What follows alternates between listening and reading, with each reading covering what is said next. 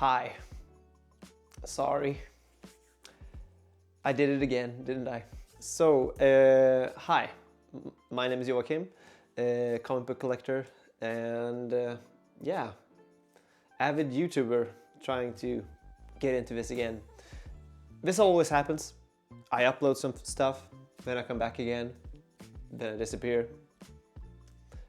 But let's see how long we'll last this time, shall we? It's been a few changes. I moved since then. I have filmed stuff from that happening, and I am now in a town 2 hours away from my hometown, and now we live closer to my girlfriend's family, and yeah, that's how that is. I switched jobs. I then started to focus more on my own business, and I want to get into all of that more in a separate video, but this is just a strictly haul video, stuff that I bought from InStockTrades.com, not sponsored in any way, but I've always, or in the beginning of my comic book collection, I used to buy from them all the time, each and every month. And right now, usually I pre-order my books right now, but these were some of the ones that I want to upgrade because these are just some essential books that I see myself rereading all the time. And I've read these as I'm going to show you them. And yeah, these are some classics, let me tell you.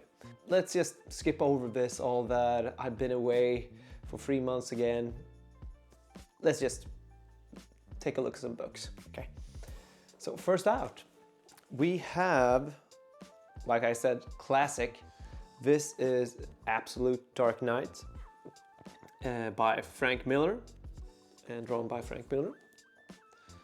This is something that I've had in different collections. I had the paperback at first, then I had the 4 single issue hardcover collection, where it all sold in one, but so each and every issue was a hardcover in itself within a box set, and that was nice. But with time, I wanted to have the art in oversized, so that's where the Absolute comes into play.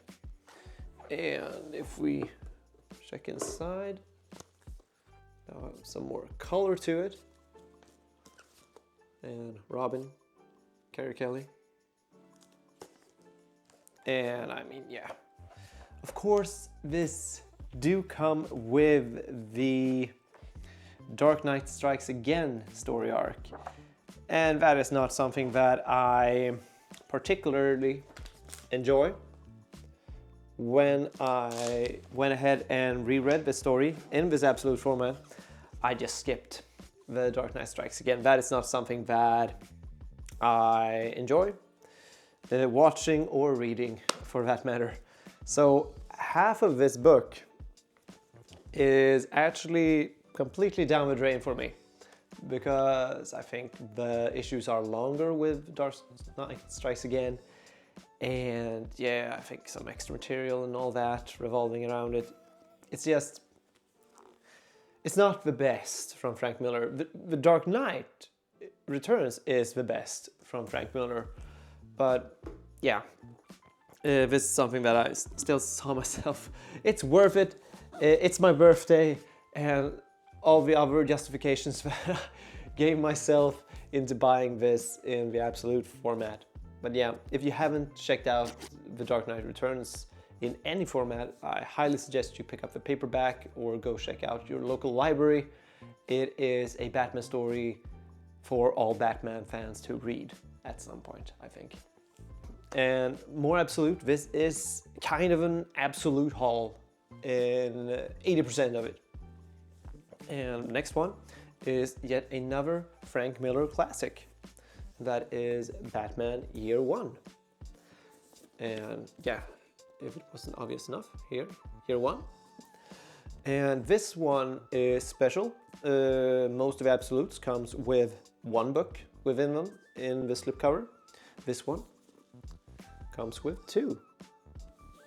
So we have one with the classic printing of how the published single issues were colored. And it's also a different paper stock for it. So I would say it kind of looks more washed out in the colors, but that's just how the printing was in the time. And more bolder colors. And yeah, I hope this is in focus when I show you it. And yeah, but I have always personally preferred the printing that came with the paperback that they published a year later after the 4 issues has been published. It's a more, I would say, red brownish color they use in a lot because of course, like a Batman comic, a lot of this takes place at night. But overall, it's just more grungier. I don't know how to best describe the coloring, but here's the same panel layout that I think I showed earlier. And yeah, it's just, a lot of reds. It reminds me very much of how Francavilla in the Scott Snyder Batman Black Mirror colors his stuff, but I don't really know if there's any relation in between those, but that is now on the top of my head is what I'm thinking about. So yeah, the Batman Year One, absolute, just a 4-issue miniseries. Of course, if you would read it twice, you now have 8 issues. And the previous one, The Dark Knight Returns, also just 4 issues. So 4-issue stories in the most pristine format. I kind of don't want to count my dollars on that because then I might regret something. But as a fan, I've read these in different formats as well. I started off with paperbacks, then the standard hardcovers. Then they of course released the deluxe edition, and now here I am with an absolute edition for life out, hopefully. And yeah, that's it for the Frank Miller ones, but we have one more Batman classic. It's Alan Moore's The Killing Joke. And yeah, I've already read this, of course, in the deluxe edition. I don't know which anniversary edition that was. This is the 30th anniversary edition, so maybe the 20th or something like that. I've been doing this for over 10 years now. And this one also collects 2 different versions of the comic itself. It's a 50-60 page story, and they have 2 colors within this one as well. The first one is colored by let's see here, John Higgins, which would be the same colorist for Watchmen. So he collaborated with Alan Moore on that. And so here's some colors for that, and I think that was the synopsis for the story itself. So the colors are much more bolder, or I mean, the colors pop. They really pop. This segment in the Brian Boland coloring is in black and white, and he just colored in some reds here and there. And yeah, but it feels... I'm sorry if I show spoiler pages. I hope you've read this one. Maybe I'll censor that. I know DC did. But yeah, yet another classic story. This got me remembering that, they did an animated movie of The Killing Joke, and then I started thinking, why did I sell that off? And then I remember the first 30 minutes of it, and that made it all clear that this is the format that I want to read my Killing Joke in, and probably never see that movie again. Even though that it's great voice acting from Kevin Conroy and Mark Hamill, those first 30 minutes, I don't know what they thought about. But yeah, this is of course classic, as I said, and as a 50 pages special, doesn't really take up much of your time. And this book also complements the Three Jokers Absolute that I got. So just as previously when I bought the Watchmen Absolute after I bought Doomsday Clock, I mean, those goes well together. And the same with this one and Three Jokers, I believe. So yeah, kind of a completionist with that, in my mind. And then we have one more Absolute for this haul. This is, they're all classics. I mean, if DC prints it in Absolute format, it's very likely a classic or a modern classic. I know there's a lot of Scott Snyder Absolutes coming out now, and I would see them as a modern classic. Not that I'm going to pick up any of those. I had the Court of Owls at one point, but the Omnibus I think is superior to that. So, but this one is a older than that book. It's Absolute Kingdom Come by Alex Ross and Mark Waid. This is something that I've had in paperback and hardcover edition before, and it's just that this is, if any of the books that I've shown you previously, this one is the one that you absolutely should have in an oversized format because of the artwork itself, of course. And inside the slipcase, we have a lever or fake lever. I don't think this is proper lever, but it feels really good in your hand when you're holding it. As I said, the artwork, I mean, every freaking panel is art. Of course, all comic books in itself is art. These are like oil paintings, each and every one of them.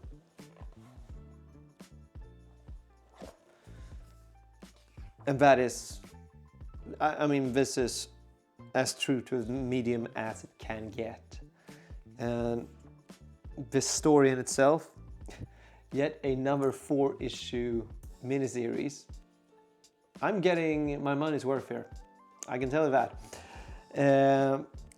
But it's not about how many issues they collect, it's about the stories and how you enjoy them and how you perceive them.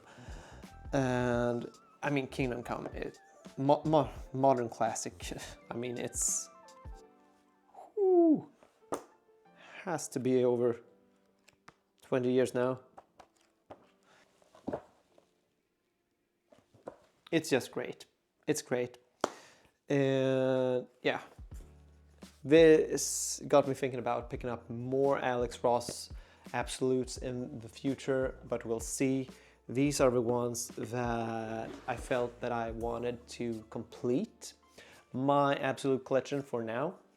Of course, I don't know what DC have in plans for the future, but with these ones, I'm very happy for now. But I have one more book that I got with this order, and it's just a small book, but yet ever so important, at least for me, because I love everything that comes out of this particular universe. And that is the Paul Dano, The Riddler Year One. Standard hardcover edition. It's a 6-issue miniseries, and I love this. I love everything that comes out of the Matt Reeves Batman universe, and every single time they've published something or made something, it's a home run. Weird term for me as a Swedish to use, but it is. Each and every time, I just love it even more. It feels well thought out. It's quality over quantity, and I'm all for it. I mean, we are waiting very much for part 2. Thank you. And yeah, this one is written by Paul Dano, of course, the very same actor that played the Riddler in the Matt Reeves Batman universe, and drawn by Steven Subic. and it's really good artwork that really hits the mood right, I think, for this comic. There's one issue in this one, I believe that it's issue number 5, that I saw on Goodreads that it's highly controversial on whether, because that's like the definitive issue that makes you decide if you like this series or not. Because yeah, it's a little experimental with the paneling and how they show and progress the story within that one. I for one loved it, of course, and it really hyped me up to rewatch the Batman movie once again. And just to show you some stuff, just because I love, as I said, this universe. And that is why each and every time, ever since it came out in the theaters, I've been watching it and rewatching it on the 4K Blu-ray and the extra material over and over again, because I just can't get enough. Of course, by rewatching the Batman, I could finally then rewatch the Penguin. I picked up the Steelbook edition just a couple of months ago and rewatched it just last week, and it's still a 10 out of 10 TV show, and they deserve every Emmy, award, Oscar, whatever they can get hold of for this series. Colin Farrell, my God, never let him go. And just to top it off, I love everything. I picked up the free vinyl special edition. The music in itself, it's so good. I think you can, if I reflect it, you can see the cipher on the front page here. If I were to open this up, let's see here if I can do this. So we get this. Yeah, it's all in the frame. And then 3 separate vinyls with that containing 2 hours of worthy of soundtrack from the movie.